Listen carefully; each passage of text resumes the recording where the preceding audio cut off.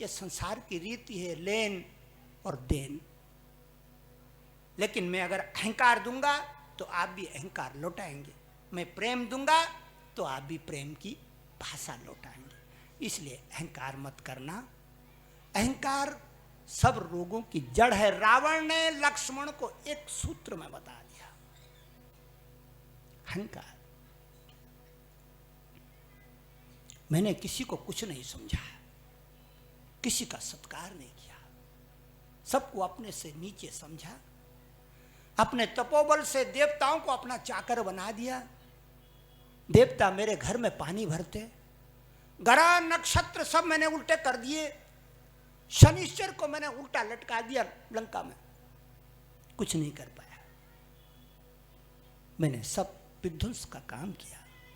लेकिन लखनलाल, एक बात गांठ बांध लेना, अब तुम जाओगे अवध में, जाओगे अपने देश में, अपने भाइयों से मिलोगे, अपने लोगों से मिलोगे, सब नाते रिश्तेदारों से मिलोगे।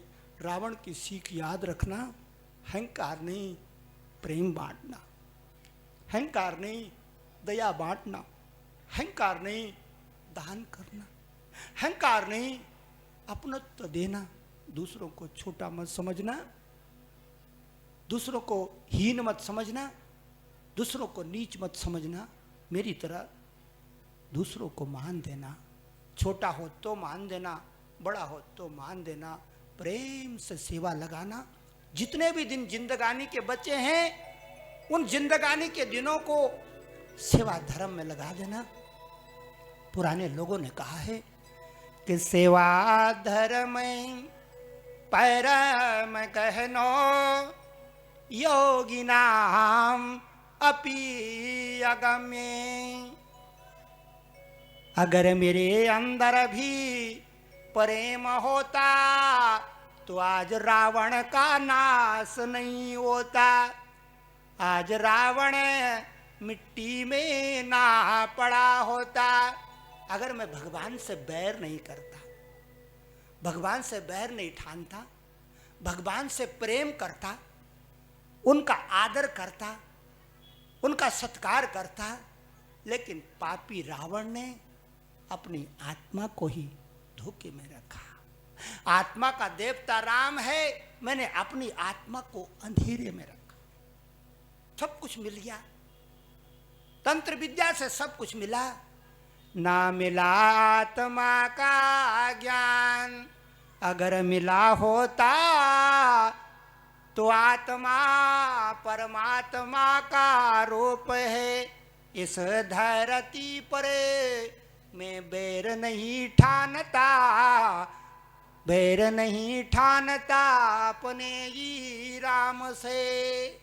रावण कह रहा मैं अपने राम से बैर क्यों ठानता, लेकिन फिर कहता है कोई बात नहीं, मैंने सबको कर्म करे।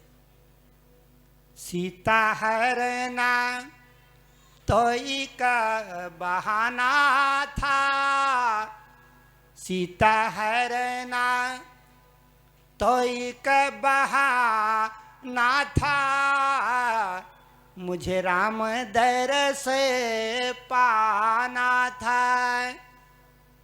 फिर कहता है लो मैंने मर कर भी राम पाया है, मैंने मर कर भी राम पाया है। लोग जीते जी राम न पाएंगे। राम का नाम अंत समय में आ गया रावण की जुबान पे, धन्य हो गया वो।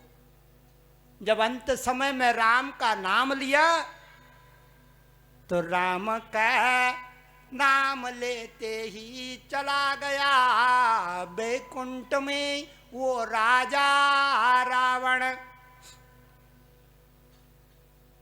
फूलों की वर्षा होगी, राम का नाम लेते रावण सदगति को प्राप्त हो गया। आनंद हुआ। विभीषण ने जानकी को लेके पुष्पक विमान में आए, जानकी भगवान से मिली, और सारी वानर सेना भगवान के साथ में वनवास का एक दिन बचा है। एक दिन बचा है। कहाँ जा रहे हैं? विमान में चढ़ करके अवध की ओर विमान उड़ने लगा। सीताराम सीताराम सीताराम सीताराम सीताराम सीताराम सीताराम सीताराम राजा राम राजा राम राजा राम राजा राम राजा राम राजा राम राजा राम राजा राम सीताराम सीताराम सीताराम सीताराम सीताराम सीताराम सीताराम सीताराम राजा राम राजा राम राजा राम राजा राम राजा राम राजा राम राजा राम राजा राम विमान उड़ रहा है। विमान आसमान में उड़ रहा है। इतने में जानकी ने कहा, ठहरो, रोको, ठहरो। विमान नीचे उतरा। कहाँ उतरा? गंगा के तीर पर। गंगा के तीर पर उतर गया। माँ ने कहा, मैंने मनौती मांगी थी। मैंने कहा माँ गंगा से मनौती मांगी थी कि जब मैं पति और देवर के साथ में आऊंगी फिर तेरी पूजा लगाऊंगी। आज वो समय आ गया। विमान गंगा के तीर पर उतरा और सभी गंगा के किनारे गए। माँ भगवती गंगा की आराधना करने लगी। माँ, तूने वचन दिया था ना मेरे को। मैंने कहा था माँ, मैं पति और देवर के संग सकुशल आऊंगी ना, फिर तेरी पूजा लगा के अवध जाऊंगी, तेरी पूजा जरूर लगाऊंगी। गंगा हिमवतो ज्येष्ठा दुहिता पुरुष श्रवे। ये वाल्मीकि रामायण के वचन हैं। वाल्मीकि जी कहते हैं गंगा को, क्या कह रहे हैं वाल्मीकि रामायण में? गंगा हिमवतो ज्येष्ठा दुहिता पुरुष श्रवे तस्यां कुरु महाबाहो पितॄणां सलिला क्रियाम। माँ भगवती सीता गंगा की आराधना करके गदगद हो गई। सारे जितने भी बैठे हुए थे सेवक गंगा में स्नान करने लगे। गंगा में स्नान करके पवित्र हो गए और पवित्र होकर के फिर विमान में बैठ करके हनुमान जी आगे चले अगवान बन करके। भरत जी कुटिया में बैठे हुए राम नाम का सिमरन कर रहे थे। अब आएंगे, तब आएंगे। 14 साल होने को आ गए। 14 साल होने को आ गए।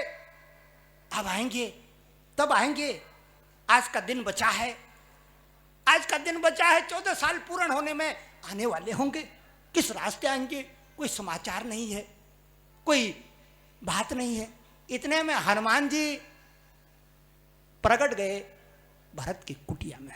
बोले, नाथ भगवान आ रहे हैं। अनुज, जानकी और सारी भक्त मंडली के साथ में स्वागत की तैयारी करो।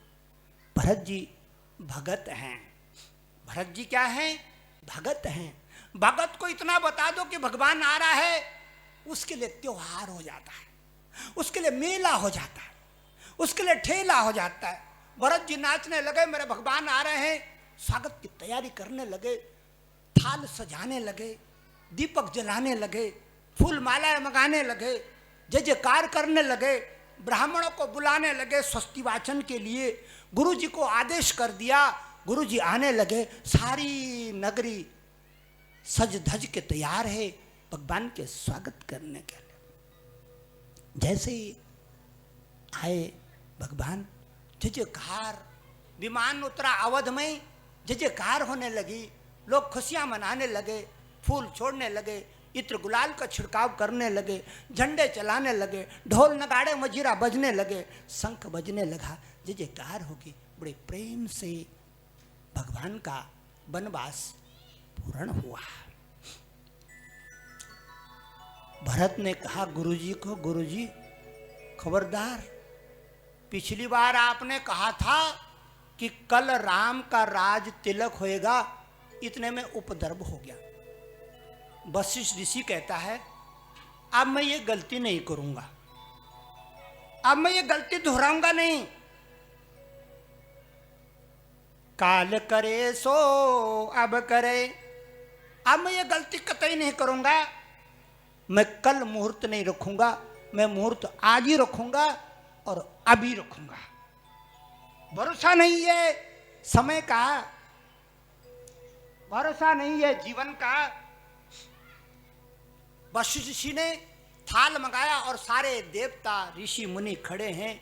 भगवान को सिंहासन पर बिठाया, बगल में जानकी, और वशिष्ठ ऋषि कहते कल का भरोसा नहीं है, अभी मैं आज राम को राज तिलक देता हूं। मैंने वचन दिया था राजा दशरथ को वचन दिया था कि जब मेरा राम आ जाएगा 14 बरस का वनवास झेल के, मैं तुरंत उसके कपाल में तिलक चढ़ा दूंगा। आज वो वक्त आ गया है, वो समय आ गया है, घटी पल आ गया है। राजा दशरथ स्वर्ग से देख रहे होंगे कि गुरु के हाथ में सोने का थाल है, सोने का मुकुट लगा रखा है राम ने, गुरु तिलक लगा रहे हैं। ताली बजाओ मेरी बहनों, राज तिलक हो रहा है।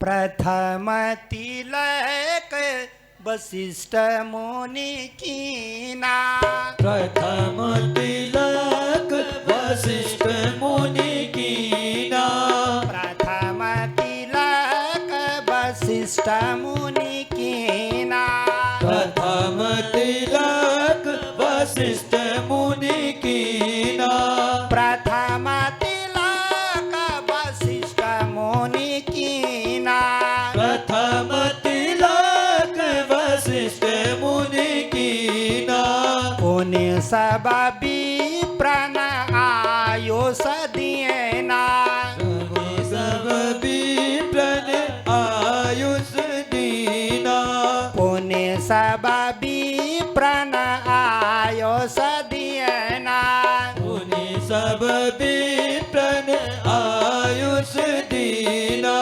प्रथम तिलक वशिष्ठ मुनि कीना, प्रथम तिलक वशिष्ठ मुनि कीना, प्रथम तिलक वशिष्ठ मुनि कीना, प्रथम तिलक वशिष्ठ मुनि कीना, पुण्य सब विप्रन आयुष देना, मुनि सब विप्रन आयुष दीना।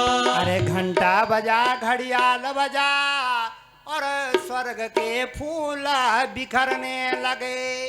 देवता फूलों का टोकरा लेके आसमान में खड़े हैं, फूल बखेरने लगे, जयकार करने लगे। सारी प्रजा आनंद मंगल हो गई। 14 बरस का वनवास समाप्त होके भगवान के माथे पर सोने का मुकुट, बामांग में जानकी, जयकार हो रही है। सारी माताएं आरती उतार रही हैं, गांव के लोग आरती उतार रहे हैं, जयकार हो रही है, आनंद मंगल हो गया है। मेरी बहनों, ये रामायण का 7वां सोपान संपूर्ण हुआ।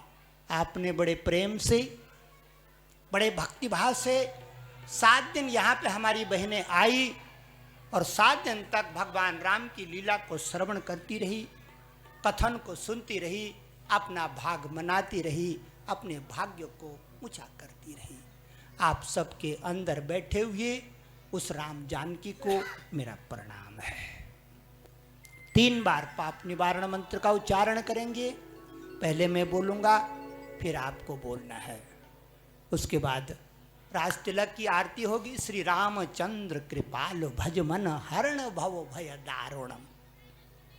और रात्रि में ठीक 7 बजे हनुमंत महायज्ञ होगा। जिसके पास हनुमान चालीसा है लेके आ जाना, नहीं होगी तो हमारे भाई बंद यहाँ पे उपलब्ध कराएंगे।